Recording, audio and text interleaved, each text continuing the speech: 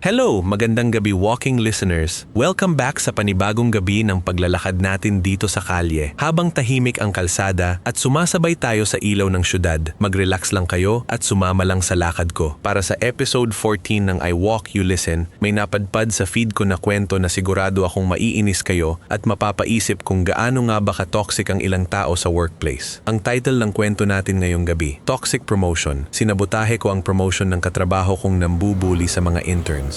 Mga tropa, pag-usapan natin to kasi napatigil talaga ako nung nabasa ko to sa Reddit. Seryoso, mapapamura ka na lang sa gigil kasi literal na walking red flag yung gawin ng ilang tao kapag nakahawak na ng kaunting kapangyarihan sa opisina. Akala mo kung sinong tagapagmana ng kumpanya? Yun pala power tripper lang na dapat talagang turuan ng leksyon. I-set up natin ang eksena. Si OP ay isang senior employee sa isang corporate company. Maayos naman yung kultura sa team nila sa pangkalahatan, maliban sa isang tao. Tawagin na lang natin siyang Joseph. Si Joseph ay yung tipikal na ka-opisina na napaka-plastic. Sa harap ng mga bosses, akala mo napakasipag, napaka-supportive at perfectionist sa trabaho. Pero kapag nakatalikod ang management, lumalabas ang tunay na kulay. Target niya lagi, yung mga bagong pasok na interns at junior staff. Ginagawa niyang emotional punching bag yung mga bata. Pagagalitan over minor mistakes, ipapahiya sa group chat at ibabato sa kanila ang sarili niyang mga pagkakamali kapag nagka-aberya sa project. Ilang beses nang may umiyak na intern sa banyo dahil sa pangbubuli niya. Ito na nga ang T. Kamakailan lang, nagkaroon ng opening para sa team lead position. Dahil magaling mag-present at maganda ang image ni Joseph sa upper management, siya yung top contender para ma-promote. Sureball na sana sa kanya yung pwesto, pero hindi na makatiis si OP. Nakikita niya araw-araw kung paano mawalan ng self-esteem yung mga interns dahil sa power tripping ni Joseph. So, anong ginawa ni OP? Gumawa siya ng paraan para mailantad ang katotohanan ng hindi nagmumukhang naninira lang. Coincidental naman na bago ang huling promotion board interview, na-assign si Joseph at si OP na mag-supervise sa huling major client project kasama ang tatlong interns. Dito na pumasok ang poetic justice. Habang ginagawa ang project, tuloy pa rin si Joseph sa panlalait at pag-power trip sa interns sa pamamagitan ng internal chat app ng kumpanya habang halos wala naman siyang naiaambag na tunay na trabaho. Ang hindi alam ni Joseph, bago ibigay ang final evaluation sa HR, formal na humingi si OP ng feedback survey mula sa buong team kabilang ang interns, habang maingat na naka-screen record at archive ang lahat ng mga bastos na mensahe at panggigipit ni Joseph sa chat history. Nung araw ng final promotion review, hindi lang simpleng recommendation letter ang isinumite ni OP sa division head. Kasama sa folder ang compiled screenshots ng pananalita ni Joseph at ang confidential feedback ng interns tungkol sa hostility sa workplace. Nung ma-review ng management at board ang ebidensya, talagang nagpantig ang tainga nila. Ang ending, hindi lang basta naharang ang promotion ni Joseph. Patawag agad siya sa HR for administrative investigation. Matapos mapatunayan ng repeated harassment at power tripping, pinalipat siya ng ibang department kung saan wala siyang hahawakang tao at binawasan pa ang kanyang incentives. Samantala, yung isa sa mga pinakamasisipag at deserving na senior teammates na matagal nang binubuli ni Joseph ang siyang nakakuha ng promotion. Justice was truly served at sa wakas, nakakahinga na ng maluwag ang mga interns sa opisina nila. Kayo, listeners, anong sa inyo sa ginawa ni OP? Deserve ba ni Joseph yung nangyari sa kanya? Or sobra ba ang naging aksyon ni OP sa pagharang sa career growth ng katrabaho niya? I-comment nyo ang saloobin nyo sa ibaba. Maraming salamat sa pagsama sa lakad natin ngayong gabi. Mag-subscribe at mag-follow para sa susunod natin na kwentuhan. Mag-ingat kayo sa pag-uwi at magandang gabi sa inyong lahat.